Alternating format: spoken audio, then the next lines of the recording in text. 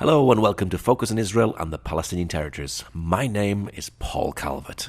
Psalm 122 verse 6 says this: Pray for the peace of Jerusalem. May they prosper who love you. I'm with Rabbi Dov Lipman, former member of the Knesset. Now, Dov, Donald Trump declared Jerusalem as the Israeli capital, and he's planning to move the embassy to Jerusalem. Is this a historic day? We're here sitting in Jerusalem, in the old city of Jerusalem, and you can feel the history in the air. People have a little bit of a skip to their beat because something which we've known as a Jewish people, that Jerusalem is the capital of Israel, not for 70 years, but for 3,000 years, to see that reaffirmed by our closest ally, to see that recognized, it's a great day of celebration, and it is a historic day. Do you feel that sense of history? I really do. And as someone who grew up in America, as an American, it was something that always bothered me. Why is the closest ally, a country that in my mind stands for truth and justice, why are they not making the simple recognition of a fact that this is our capital? And to see that historic mistake corrected, it makes it a historic day, it makes it a day of celebration, and it makes it a day where truth comes to the fore. Many presidents have said they were going to do it and they haven't done it, and Trump has actually played on his word.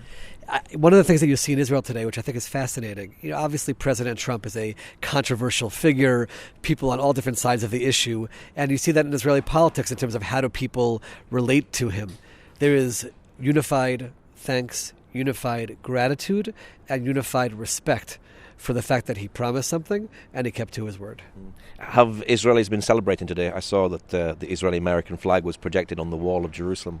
That and last night, the red, white, and blue, the bridge and the entrance to Jerusalem was in red, white, and blue. There's a feeling of we're closer. America and Israel is closer today because of this decision. There was always that gap where we know we're friends, we know we're allies, we know we help each other, but why? Why won't the United States recognize something which is from the Bible, something which is from God, something which is eternal, our connection to Jerusalem? Why is that not being recognized? And there's a feeling of, okay, you know what, we can breathe a little bit easier now. We don't have that gap anymore in that relationship. Do you think this is going to bring trouble from the Palestinians and the Arab Muslim world?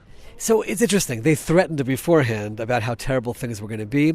I think you'll have little troubles here and there, which the police in Israel have to deal with. I don't think you're going to have some kind of overriding problems because, like I said, this is not in any way changing the status quo. This is very important. I'm here in Jerusalem today, and I saw Muslims roll out their carpets and pray on the floor. People on the Temple Mount are praying, the Muslims. I was here with a group of Christians. They went to the churches here in the Old City today. Everything stays the same in terms of Jerusalem being a place where all faiths can worship, all faiths can connect spiritually. So there's no reason for things to change unless to be ignited, unless people are looking for a reason just to have an uprising. I don't think it's going to happen, and I'm happy that no one gave in to the fears or the threats, and that people said what's right is right, and we're not going to let threats of violence stop us from doing what's right. Is this move illegal under international law? The UN will be holding a meeting. It's definitely not illegal at all. The status of Eastern Jerusalem is the question mark in terms of and the holy sites. No one ever talked about whether or not Western Jerusalem is the capital of Israel. Let's remember, we just celebrated 70 years since November 29th, 1947, when the UN voted for the partition plan, which gave Israel half of this land, and we accepted that. And the Arabs did not accept that, and we accepted it. And of course, Western Jerusalem was going to be our capital. So there's no violation of international law. I would ask anyone who asked that question, why is it that every other country in the world has the right to determine what their capital is except for Israel? Does that make sense? Doesn't make any sense. Every country determines its capital, and Jerusalem is where our parliament sits, it's where the prime minister's residence is, it's where the president sits. This is the capital of Israel, and therefore there's no violation of any kind of international clause by doing so.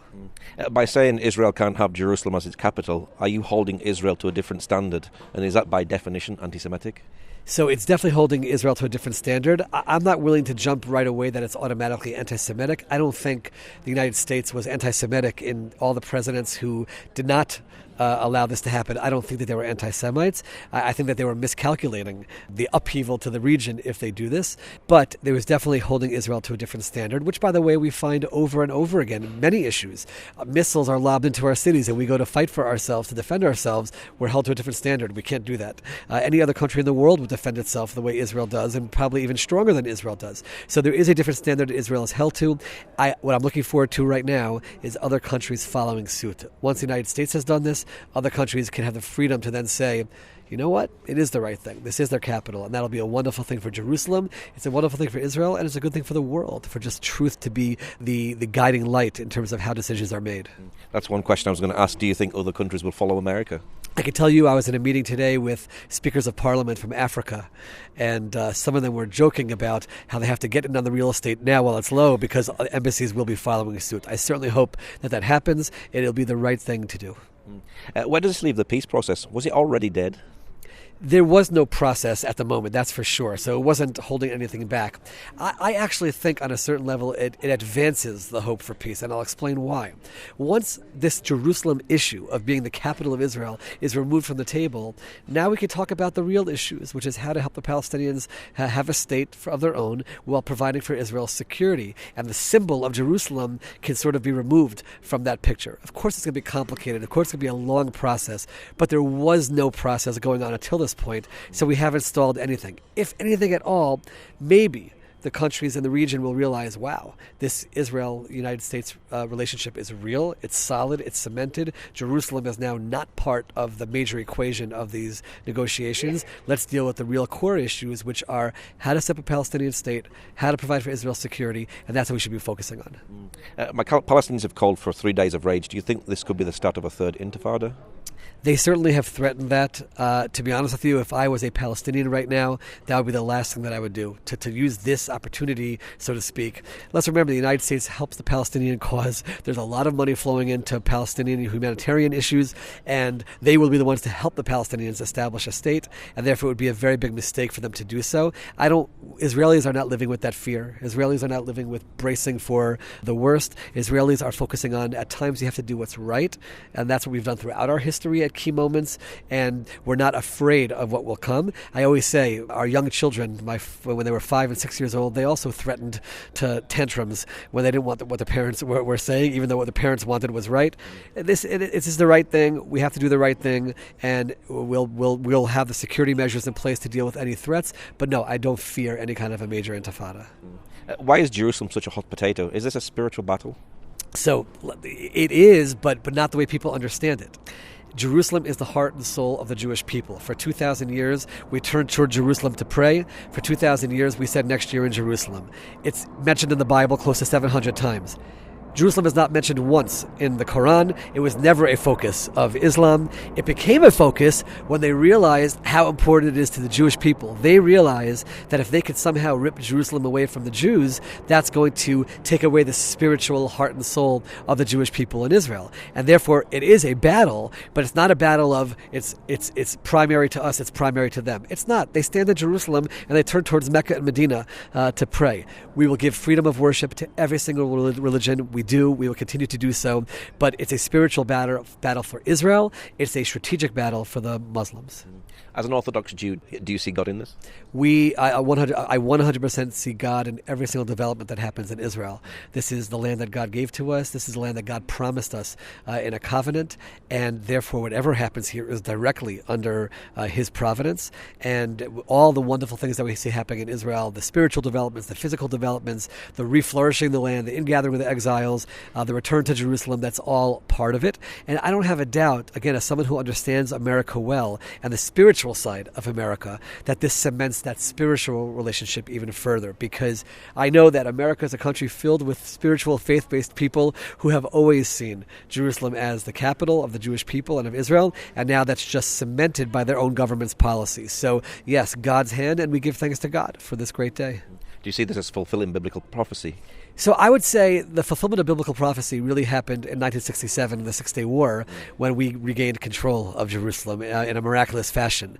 I don't know if necessarily there was a prophecy specifically that one country or another would recognize it as such, but anything that helps the development of Jerusalem and furthering the cause of Jerusalem, that is a continuation of biblical prophecy about Jerusalem one day flourishing again and being a hustling, a bustling city filled with older people, younger people, hearing the sounds of joy from Jerusalem. So on that level, it continues the fulfillment of the prophecies that started in 67 and really started before that with the return of the people of Israel to Zion. How can Christians pray for Israel and the Palestinians at this time?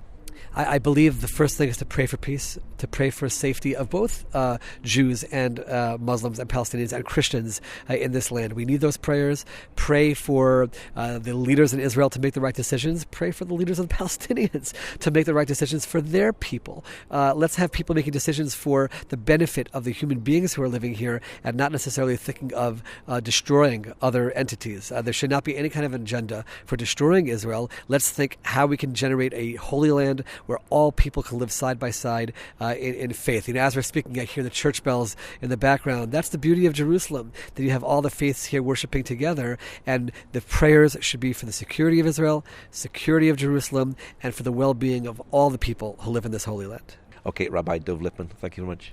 Thank you so much. God bless. If you'd like to know more about our show, you can join us on Facebook. Just look for Focus on Israel-Radio. Ezekiel 37 verse 4-6 says this, Again he said to me, Prophesy to these bones, and say to them, O dry bones, hear the word of the Lord. Thus says the Lord God of these bones, Surely I will cause breath to enter into you, and you shall live. I will put sinners on you, and bring flesh upon you, cover you with skin, and put breath in you, and you shall live. Then you shall know that I am the Lord, and the Jews will receive the real shalom peace.